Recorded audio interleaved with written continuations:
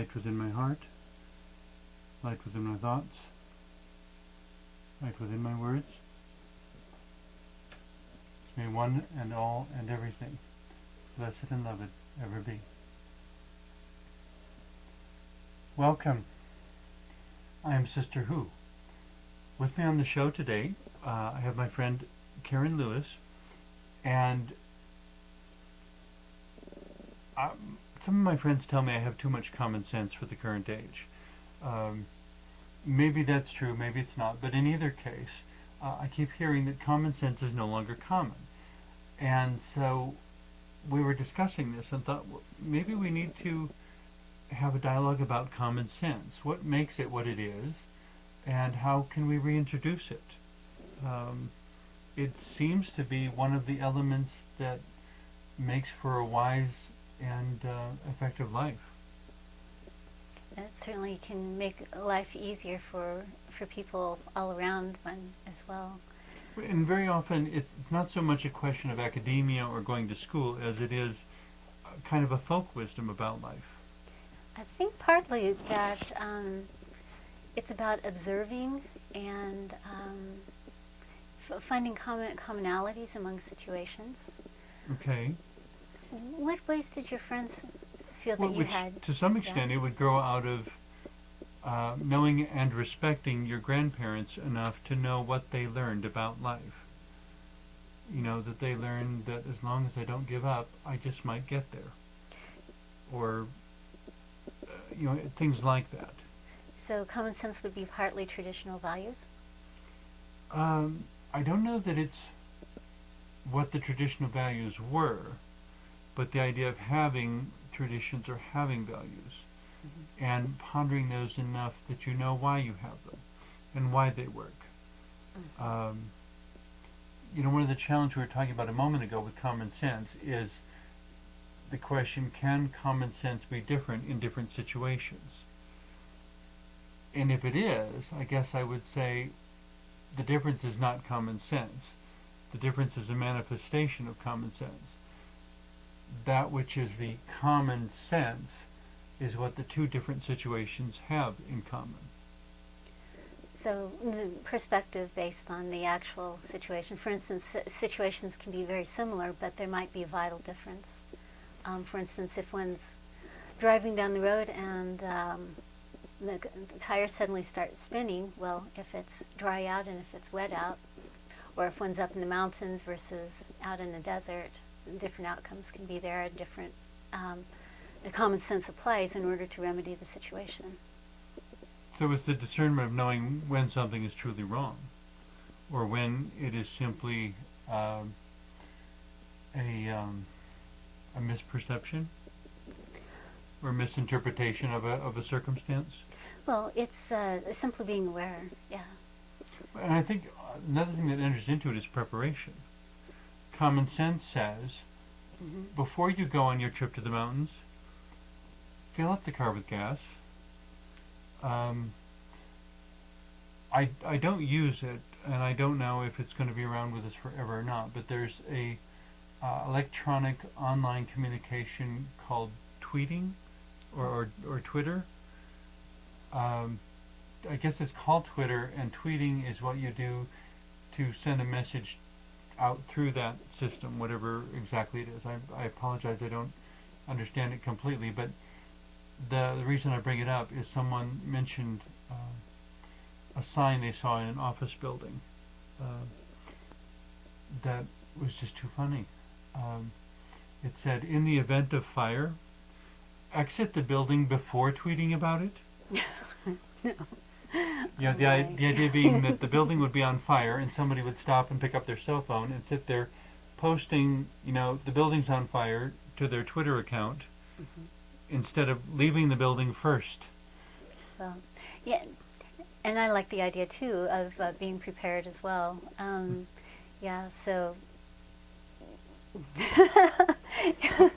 So common sense is to summarize again or kind of regroup here. It's about preparation. It's about looking at what are the circumstances.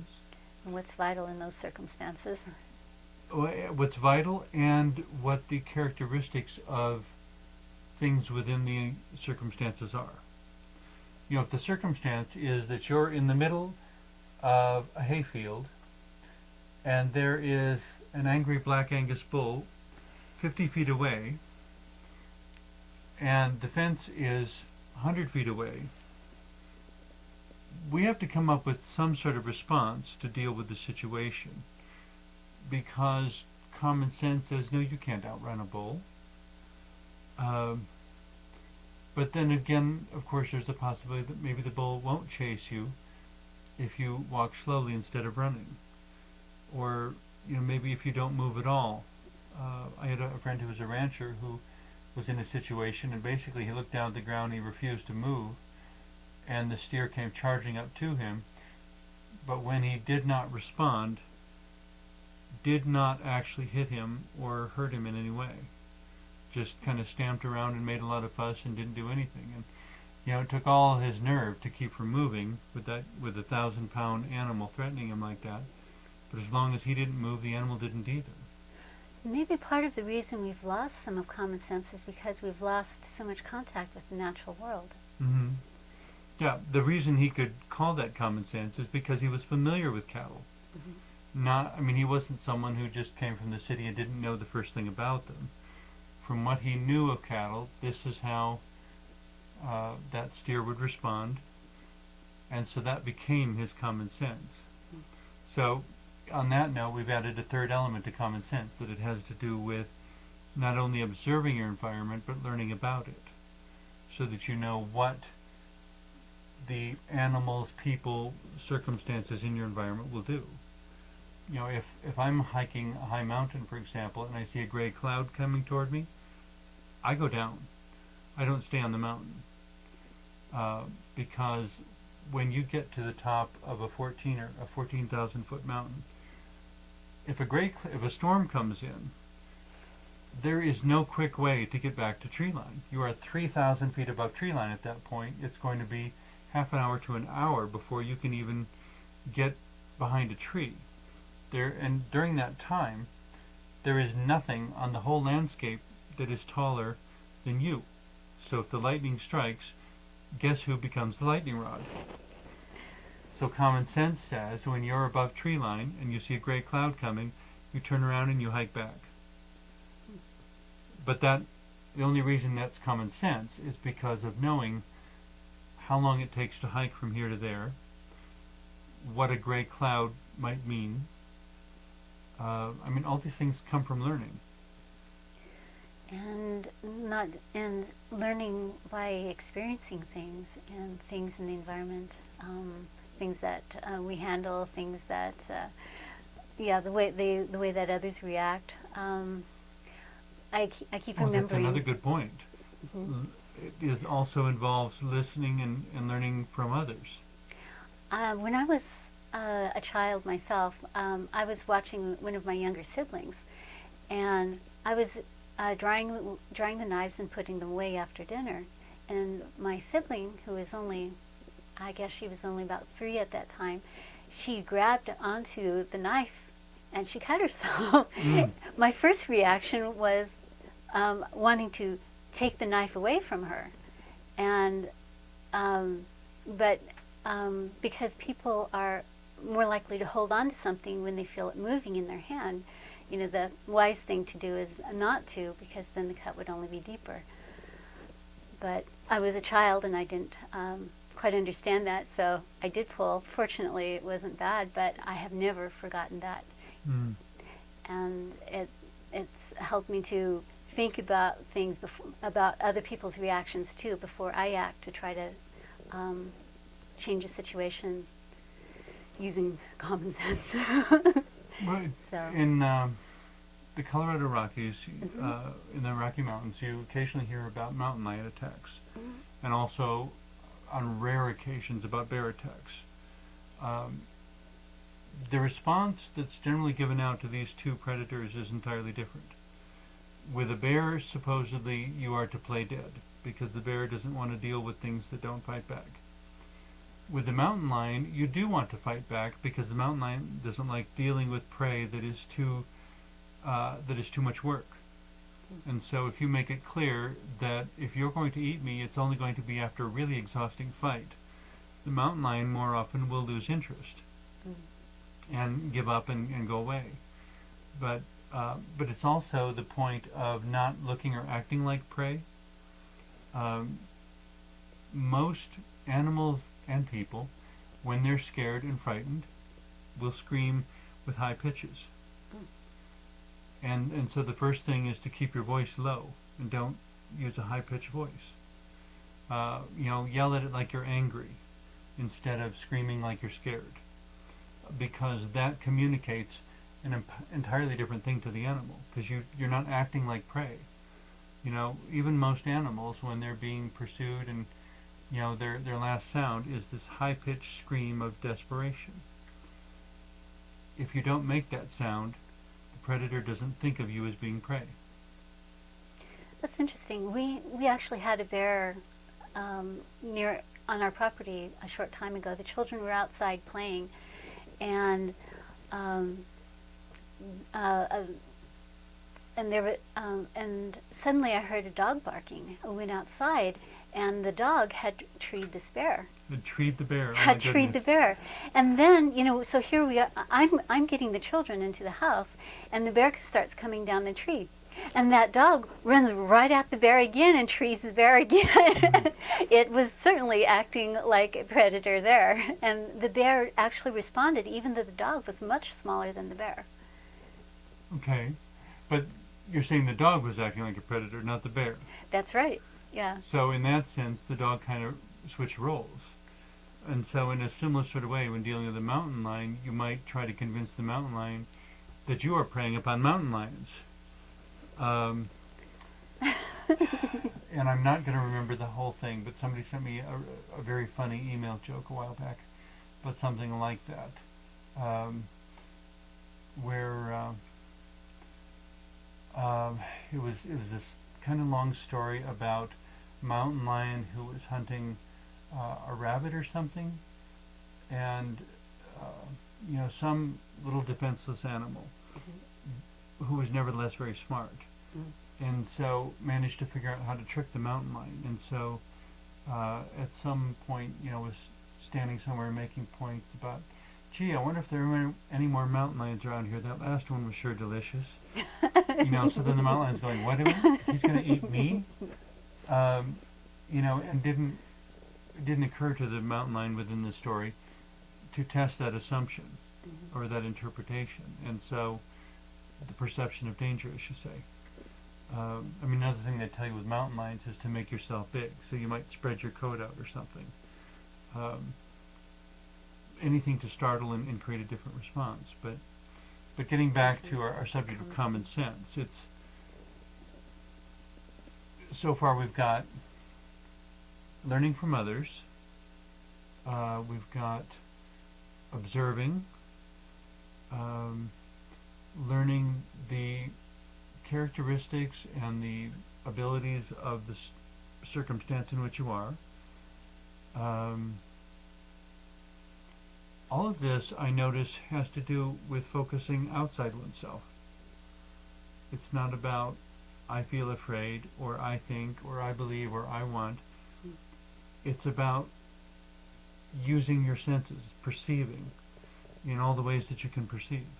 I think of the art of living with common sense is part of simply an art of living, because people who do it gracefully. People that practice it continually, there's a beauty in watching them live their lives, and it's the way with any master.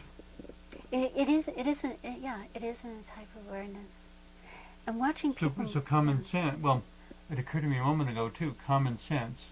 The word common. It seems to me.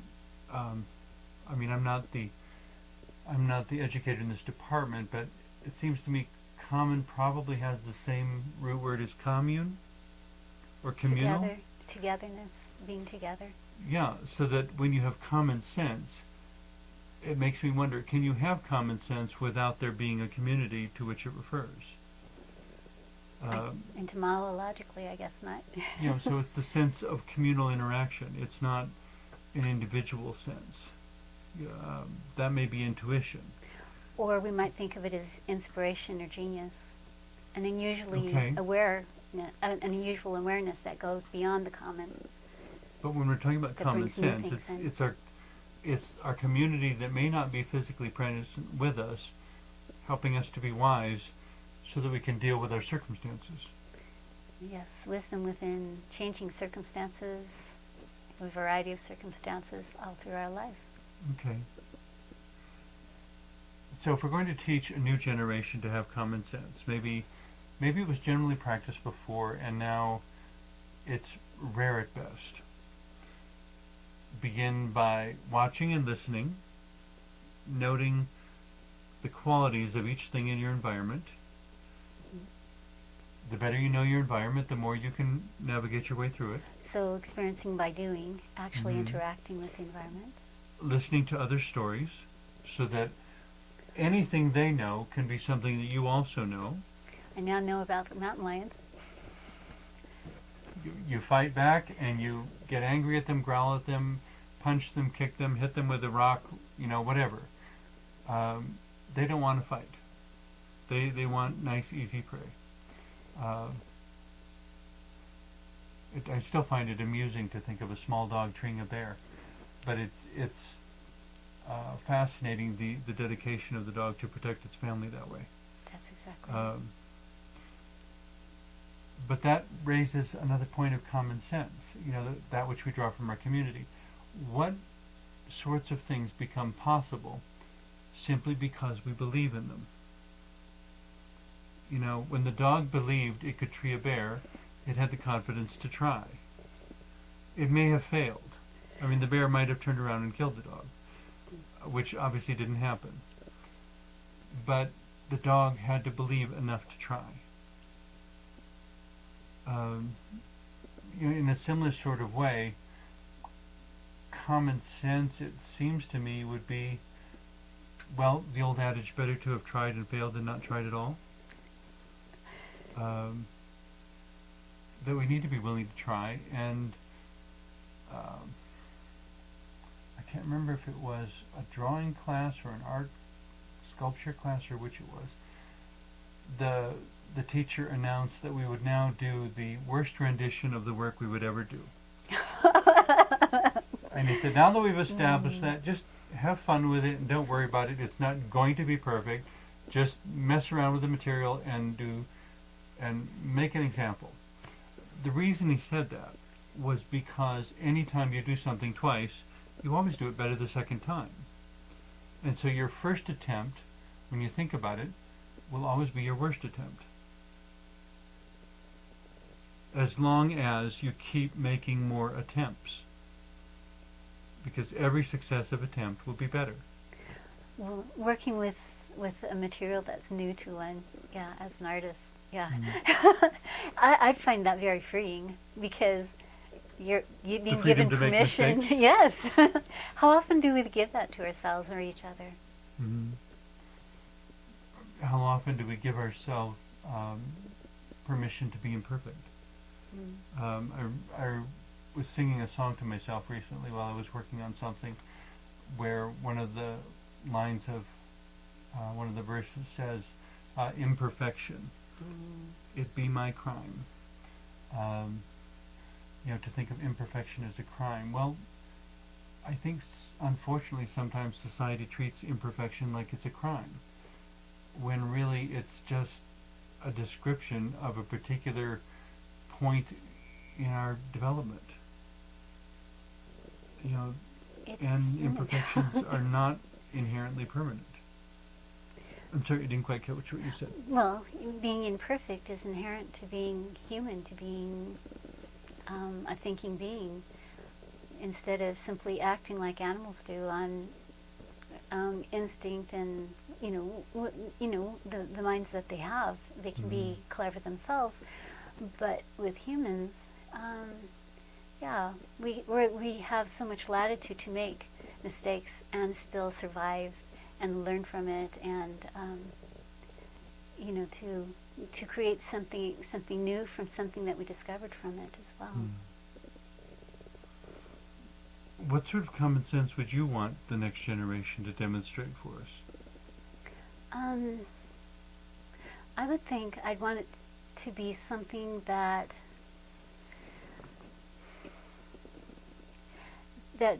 draws upon the experiences that they need, that have become new, that are going to be parts of their lives, and yet make that part of a healthy way of life, something that doesn't go too far into one corner or another in the path in life, but to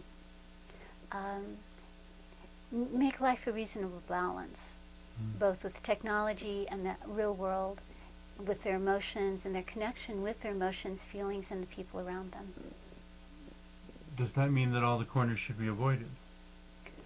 I guess that's up to different people. I like exploring corners, but I like all of them. A corner may not be where we want to live, but perhaps they all deserve a little bit of exploration. Absolutely. And allowing other people to explore them at their own pace, in their own time, for as long as they feel the need. I'm thinking about so many of the children these days that only like a certain type of food processed at a certain factory. I mean, one brand name of food. And that's all they want to eat. And then they do not have a healthy body because they don't have the nutrients they need. Or the children that find one activity that they enjoy, whether it's physical or electronic, they spend every possible moment in that activity, and then again it's to the detriment of their mental, physical well-being. So if they had more common sense around their food, around their activities, and other aspects of their life, then I think they would have a happier, more So common sense would suggest that diversity is important in all areas. That to the extent that our own bodies contain a diversity of cells, everything from skin to heart to lung to nerve tissue, all sorts of different types of cells, blood cells, brain cells, and that diversity has to all be there in order for us to be who and what we are. In a similar sort of way, we need diversity in order to make a strong town, a strong region, or a strong country. Physically, mentally, and in our relationships with others at whatever level, however many people that includes, yes. Or the beings around us, the living things as well. Plants and animals, Certainly we can just live on corn and tofu. Well, but still soy. But yeah, there's so many things around, so many wonders to explore. So yeah, and becoming familiar with each of those helps us to bring our lives into balance and still make it creatively helps us interesting. to make wiser collective decisions also. I like to think To me, so. it's very important, though, that the wisest collective decisions would be ones that reflect well on individuals also. That we need to get beyond an either-or sort of choice-making and instead keep reaching for both this and that. Both my contribution and your contribution, but integrated in a way that benefits us more than either of us could benefit ourselves. Like some of the Native American communities where everyone is given a voice whenever a decision is being made. And the group modifies the decision in order to accommodate everyone until everyone is satisfied with the arrangement. It will not be the ideal arrangement for everyone, but all of the aspects are considered and taken into account so that everyone can live with the choices made by the group. We're getting down to the end of our show. Final thoughts on common sense and on how we can make it common again. My first thought is that we need to do more dialogue. We need to talk to each other more. Not text messaging, not emails. Actually look each other in the eye and talk to each other more so that we have a much better sense of who each other is. And I think part of it, from my perspective, would be dealing more with the natural world, knowing how animals react to things firsthand, knowing uh, how things happen. If something breaks down, what's likely to happen. If someone is hurt, what can one do about it? Things that do come up in life, but we generally don't see very often. But still, using our perception of the real world in other circumstances can prepare us for those to our benefit and those of others. Okay. Well, thank you very much for being on the show with us today. I guess my final thoughts on this subject is just once again, it's kind of the bridge between the individual and the community. The individual benefits by incorporating all of the communal sense, all the communal intelligence, and you still get to make your own choices about what to do with that, how to use it, how to apply it. But unless you acquire it from the elderly and the middle-aged and the children and so forth, you won't have that information or resource available to you. So, in embracing common sense, it's about being open to and having faith in others that they too are intelligent and have empowering things to offer. So, thank you very much for joining me today. Thank you. And thank you for watching.